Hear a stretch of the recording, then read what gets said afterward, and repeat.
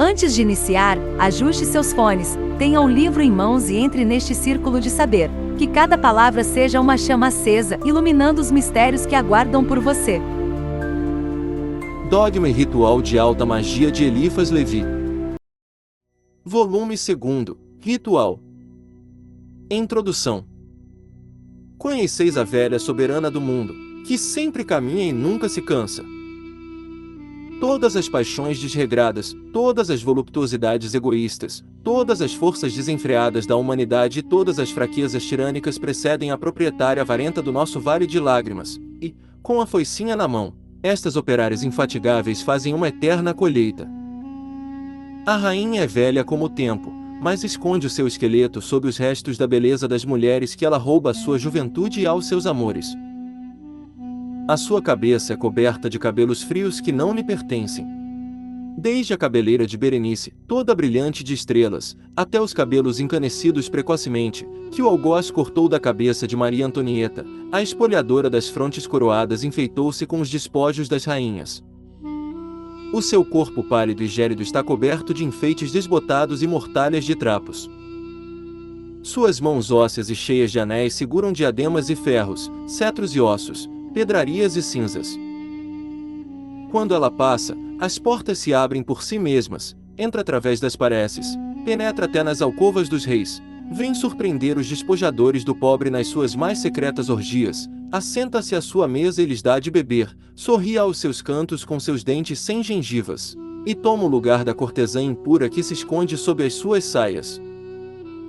Gosta de andar junto dos voluptuosos que se adormecem, procura as carícias como se esperassem aquecer-se nos seus abraços, porém em geral tudo que toca e não se aquece nunca. Todavia, às vezes, diríamos que está com vertigem, ela não passeia mais com lentidão, corre, e se os seus pés não são muito rápidos chicoteia as ancas de um cavalo pálido e o lança todo estafado através das multidões. Com ela galopa o assassinato num cavalo russo, o incêndio, estendendo sua cabeleira de fumaça, voa diante dela, movendo suas asas vermelhas e negras, e a fome e a peste a seguem passo a passo, em cavalos doentios e descarnados, catando as raras espigas que ela esquece para completar sua ceifa.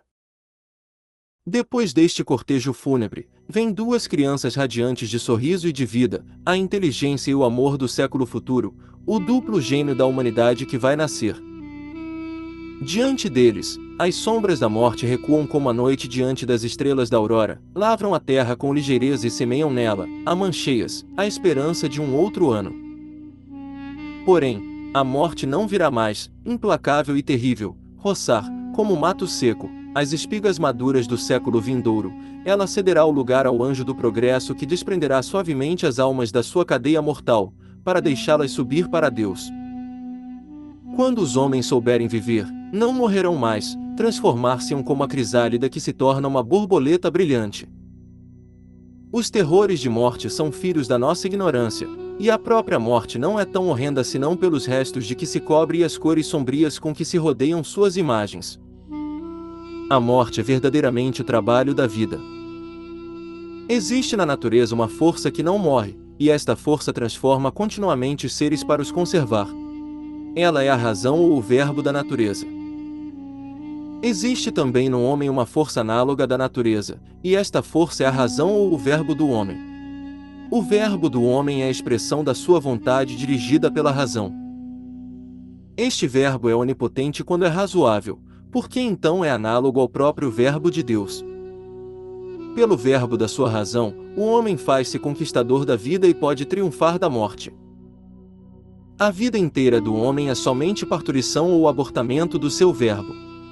Os entes humanos que morrem sem ter entendido e sem ter formulado a palavra de razão, morrem sem esperança eterna.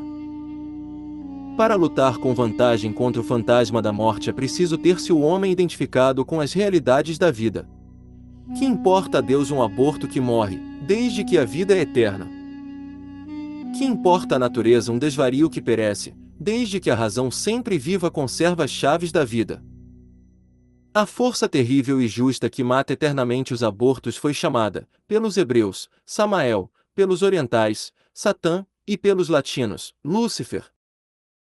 O Lúcifer da Cabala não é um anjo maldito e fulminado, é o anjo que ilumina e que regenera queimando, é para os anjos de paz o que o cometa é para as tranquilas estrelas das constelações da primavera. A estrela fixa é bela, radiante e calma, ela respira os celestes aromas e olha com amor às suas irmãs, vestida com sua roupagem esplêndida e a fronte ornada de diamantes, ela sorri, cantando seu cântico da manhã e da tarde, goza um repouso eterno que nada poderia perturbar, e caminha solenemente, sem sair do lugar que lhe é determinado entre as sentinelas da luz. Contudo, o cometa errante, todo ensanguentado e desgrenhado, acorre das profundezas do céu, precipita-se através das esferas tranquilas.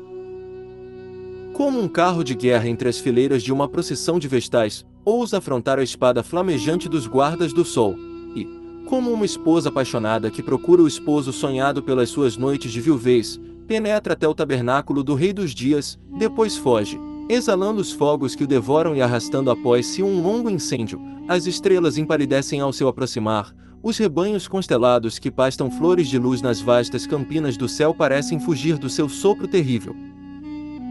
O grande conselho dos astros se reúne, e a consternação é universal, a mais bela das estrelas fixas, enfim, encarregada de falar em nome de todo o céu e propor a paz ao mensageiro vagabundo. Meu irmão, diz ela, por que perturbas a harmonia das nossas esferas? Que mal te fizemos nós e por que, em vez de errar ao acaso, não te fixas no teu lugar na corte do sol? Por que não vens cantar conosco o hino da tarde, enfeitado, como nós, com uma roupa branca que se prende no peito por um broche de diamante? Por que deixas flutuar, através dos vapores da noite, a tua cabeleira, da qual escorre um suor de fogo? Oh! Se tomasses um lugar entre os filhos do céu, quanto parecerias mais belo! A tua fronte não ficaria mais inflamada pela fadiga da tua carreira inaudita, teus olhos seriam puros e tua fronte sorridente seria branca e avermelhada como a de tuas felizes irmãs, todos os astros te conheceriam, e, longe de temer a tua passagem, se alegrariam ao teu aproximar, porque estarias ligado a nós pelos laços indestrutíveis da harmonia universal, e a tua existência seria mais uma voz no cântico do amor infinito. E o cometa responde à estrela fixa: não creias, ó minha irmã, que possa errar ao acaso e perturbar a harmonia das esferas. Deus traçou meu caminho como o teu, e se a minha carreira te parece incerta e vagabunda, é porque os teus raios não poderiam estender-se tão longe para abarcar o contorno da elipse que me foi dada por carreira. A minha cabeleira inflamada é o fanal de Deus, sou o mensageiro dos sóis e fortaleço-me nos seus fogos para os partilhar no meu caminho aos novos mundos que ainda não têm bastante calor, e aos astros envelhecidos que têm frio na sua solidão. Se me afadigo nas minhas longas viagens, se sou de uma beleza menos atrativa do que a tua, se o meu enfeite é menos virginal, não deixo, por isso, de ser, como tu, um nobre filho do céu. Deixa-me o segredo do meu destino terrível, deixa-me o espanto que me rodeia, amaldiçoa-me, se não podes compreender-me, não deixarei, por isso, de realizar a obra que me foi imposta e continuarei a minha carreira sob o impulso do sopro de Deus. Felizes das estrelas que repousam e que brilham, como jovens rainhas, na sociedade tranquila dos universos. Eu sou o proscrito que viaja sempre e tem o infinito por pátria.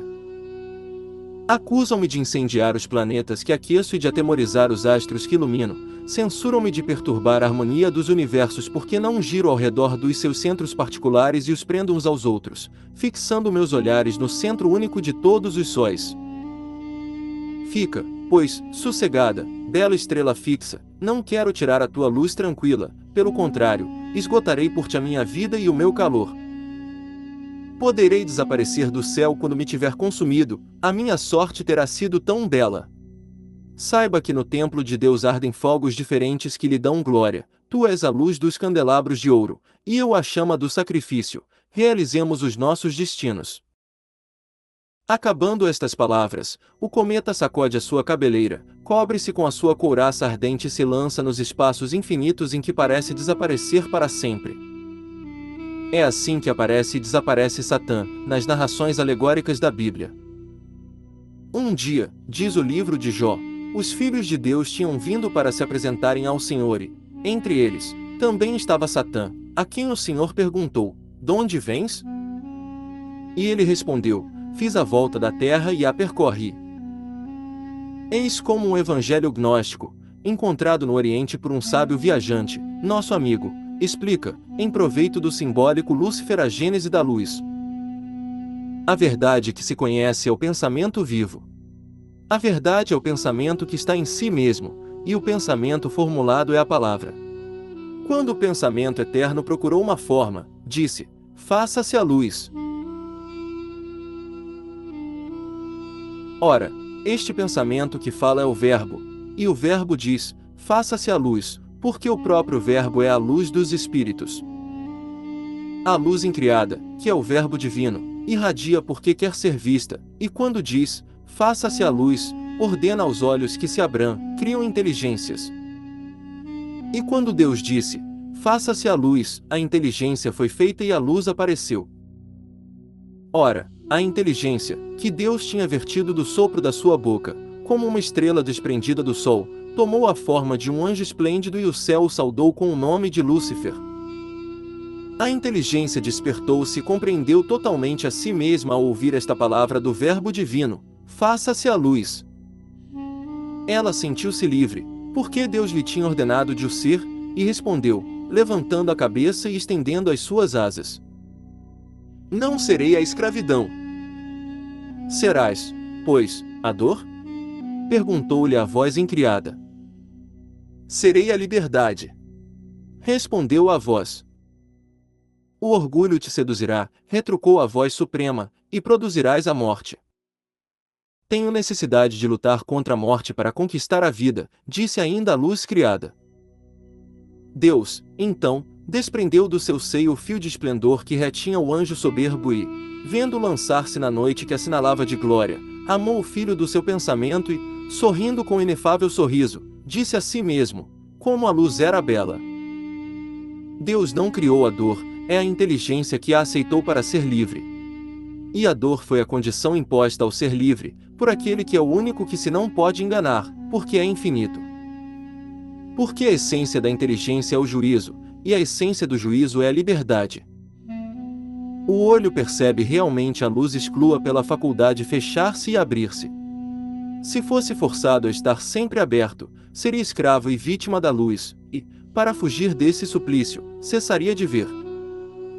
Assim, a inteligência criada não só é feliz de afirmar a Deus pela liberdade que tem de negar a Deus. Ora, a inteligência que nega, afirma sempre alguma coisa, pois afirma a sua liberdade. É por isto que o blasfemo glorifica a Deus, é por isso que o inferno era necessário à felicidade do céu. Se a luz não fosse repelida pela sombra, não haveria formas visíveis. Se o primeiro dos anjos não tivesse afrontado as profundezas da noite, a parturição de Deus não teria sido completa e a luz criada não teria podido separar-se da luz por essência. Jamais a inteligência teria sabido quanto Deus é bom, se nunca o tivesse perdido.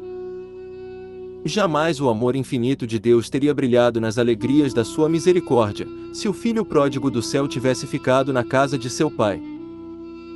Quando tudo era luz, a luz não estava em parte alguma, ela estava contida no seio de Deus que estava em trabalho para produzir. E quando disse: "Faça-se a luz", permitiu que a noite repelisse a luz e o universo saiu do caos.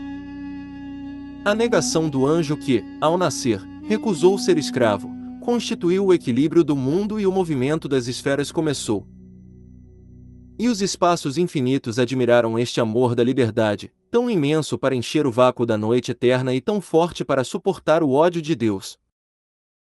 Mas Deus não podia odiar o mais nobre de seus filhos, e só o experimentava, pela sua cólera, para confirmá-lo no seu poder. Por isso, o próprio Verbo de Deus, como se tivesse inveja de Lúcifer, quis descer do céu e atravessar triunfalmente as sombras do inferno. Quis ser proscrito e condenado, e meditou adiantadamente a hora terrível em que exclamaria, no extremo do seu suplício: "Meu Deus! Meu Deus! Por que me abandonaste?" Como a estrela da manhã precede o sol, a insurreição de Lúcifer anunciou à natureza nascente a próxima encarnação de Deus. Talvez Lúcifer, caindo na noite, arrastou uma chuva de sóis e estrelas por atração da sua glória.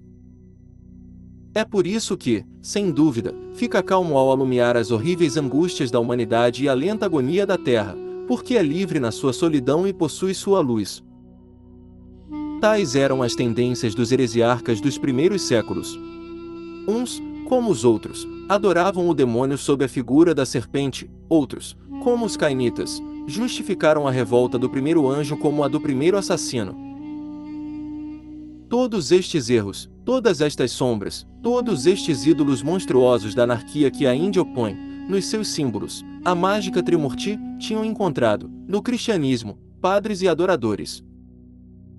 Em nenhuma parte do Gênesis se fala do demônio. É uma serpente alegórica que engana nossos primeiros pais. Eis o que a maioria dos tradutores fazem o texto sagrado dizer: ora, a serpente era mais sutil que qualquer animal do campo que o Senhor Deus tinha feito. E eis o que diz Moisés: Veana Raja Yatarum Mikol Ayatrachad Esherachei ou a Elohim. Isto é, conforme Fabre de Olive. Ora, a atração original, a cupidez, era a paixão arrastadora de toda a vida elementar, a moda interior, na natureza, obra de Ilhoa, e ente dos entes. Mas, aqui, Fabre de Olive está fora da verdadeira interpretação, porque ignorava as grandes chaves da Cabala. A palavra Nahash, explicada pelas letras simbólicas do tarô, significa rigorosamente 14 Num, a força que produz as misturas. 5 o recipiente, o produtor passivo das formas. 21 Skin, o fogo natural e central equilibrado pela dupla polarização. A palavra empregada por Moisés, lida cabalisticamente, nos dá, pois, a descrição e definição deste agente mágico universal, figurado em todas as teogonias pela serpente, ao qual os hebreus davam também o nome de Od, quando manifesta sua força ativa, o nome de Od, quando deixa aparecer a sua força passiva, e de Aur, quando se revela inteiramente no seu poder equilibrado, produtor da luz no céu e do ouro entre os metais.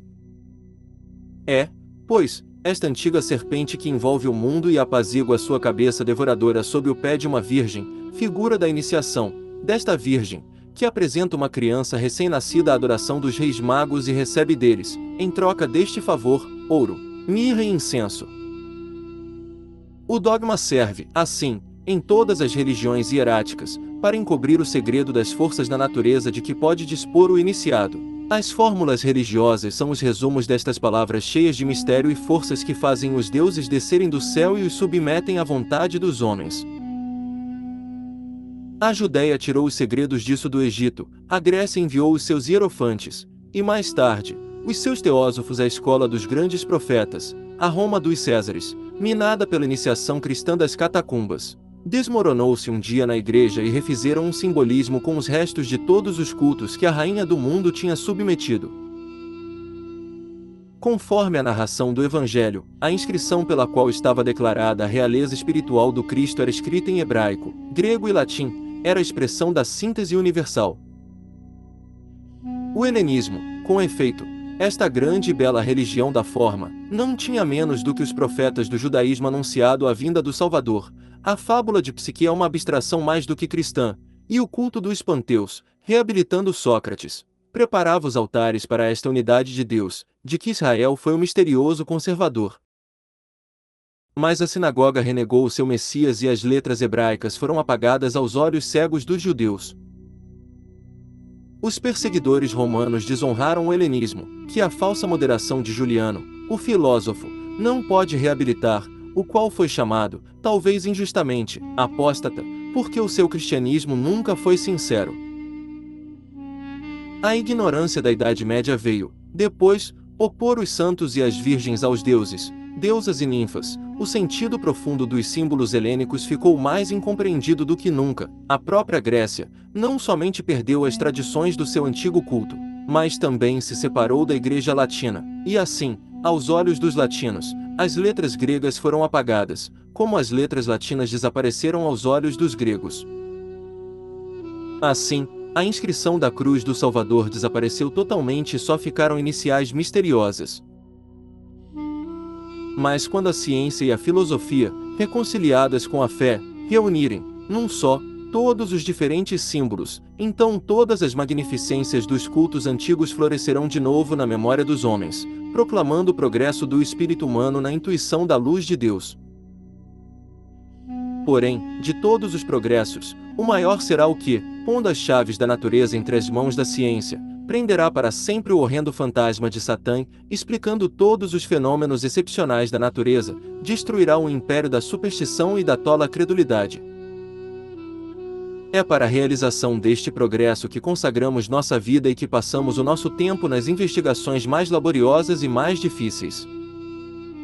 Queremos libertar os altares, derrubando os ídolos, queremos que o homem de inteligência se torne o padre e rei da natureza, e queremos conservar, explicando-as, todas as imagens do santuário universal.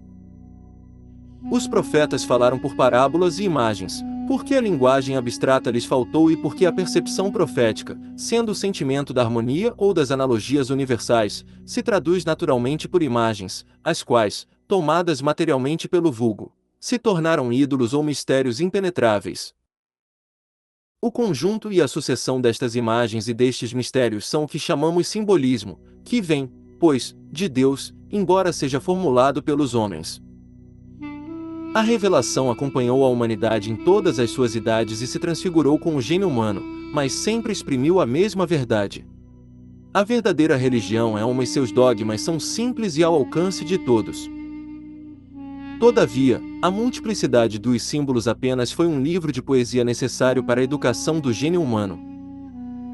A harmonia das belezas exteriores e a poesia da forma deviam revelar Deus à infância humana, mas Vênus teve logo Psique como rival, e Psique seduziu o amor. É assim que o culto da forma devia ceder a estes sonhos ambiciosos da alma que já embelezava a eloquente sabedoria de Platão. A vinda de Cristo era assim preparada, e é por isso que era esperada, veio porque o mundo esperava, e a filosofia se transformou em crença para se popularizar.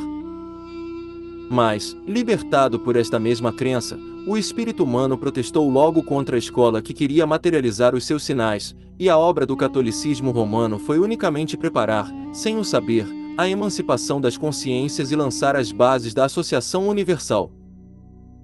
Todas estas coisas foram somente o desenvolvimento regular e normal da vida divina na humanidade, porque Deus é a grande alma de todas as almas, é o centro imutável ao redor do qual gravitam todas as inteligências, como uma imensidade de estrelas.